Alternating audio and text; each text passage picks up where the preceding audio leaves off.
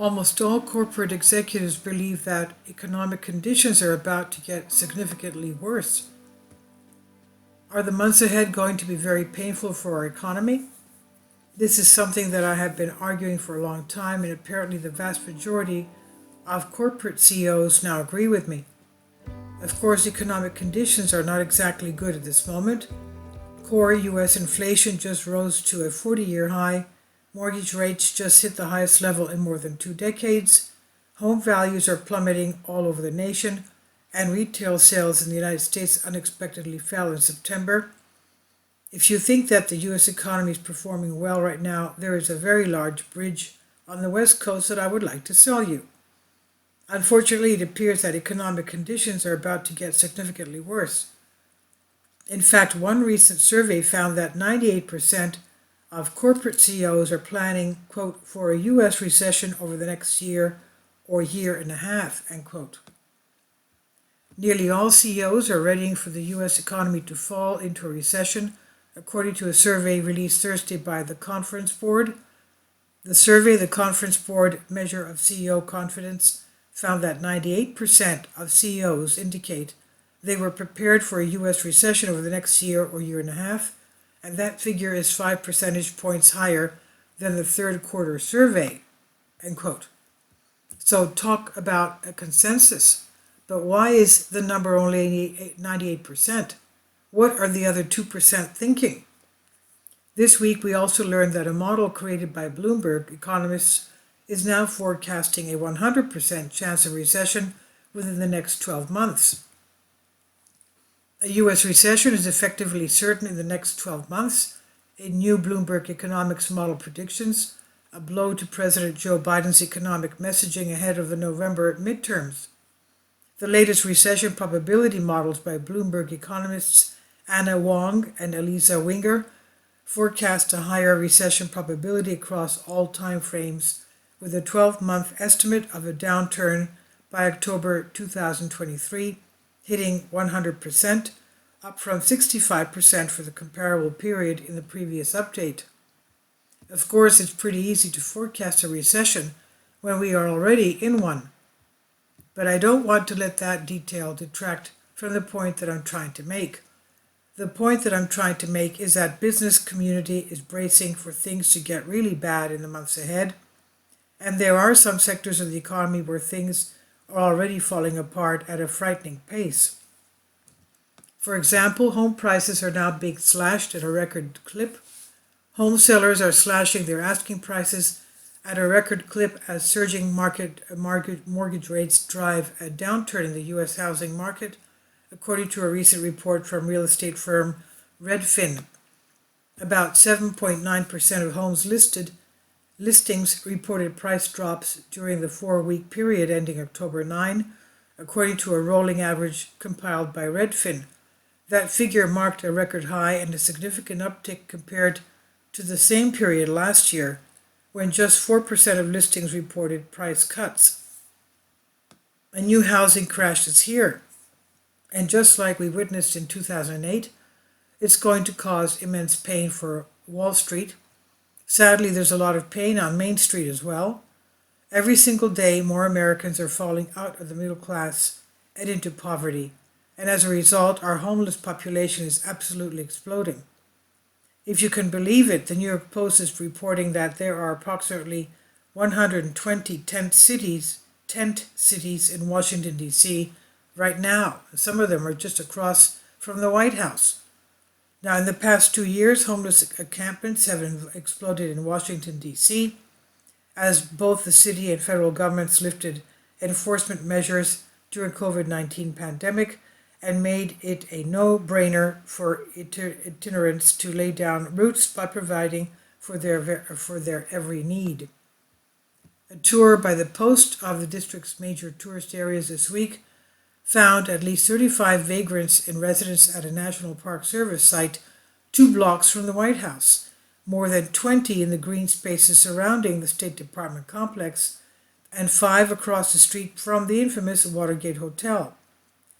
And these sites accounted for less than 5% of the estimated 120 tent cities in Washington, D.C. Wow. If things are this bad really, what will our major cities look like once economic conditions really start to spiral out of control? Unfortunately, the man in the White House is in an advanced state of mental decline, and he is in complete denial about what is happening. The comment came during a conversation with a reporter at a Baskin Robbins in Portland, Oregon, who asked the president if he had any worry about the strength of the US dollar amid rising inflation. With a chocolate chip ice cream cone in his hand, Biden answered, "I'm not concerned about the strength of the dollar. I'm concerned about the rest of the world. Our economy is strong as hell," he said. Really? Our economy is strong as hell? I understand that he's trying to help Democrats do well in November, but nobody's going to believe such a delusional statement. At this moment, the US economy is in the worst shape that it's been since 2008, and the Federal Reserve seems determined to push us over the edge by raising interest rates even more.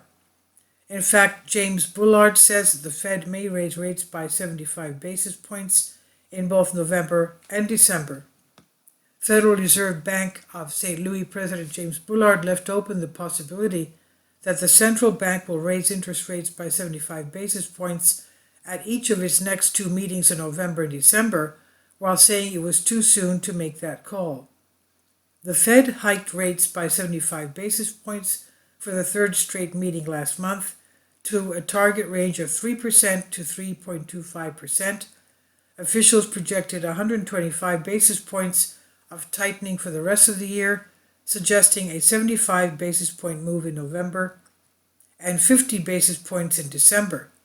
A further 25 basis points of tightening was penciled in for 2023, according to their median estimate. It would be absolutely suicidal to raise rates by 75 basis points in each of the next 2 months, but I think that the Fed might do it anyway.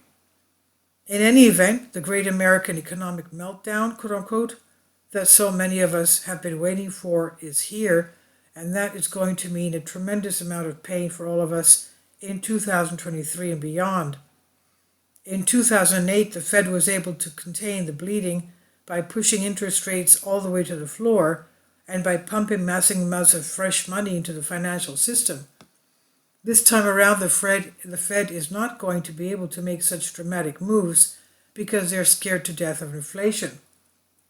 We really are facing a nightmare scenario, and virtually every CEO in America realizes that tough times are ahead.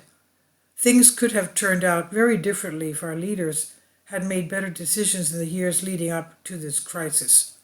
But that did not happen, and so now we all get to suffer as a result.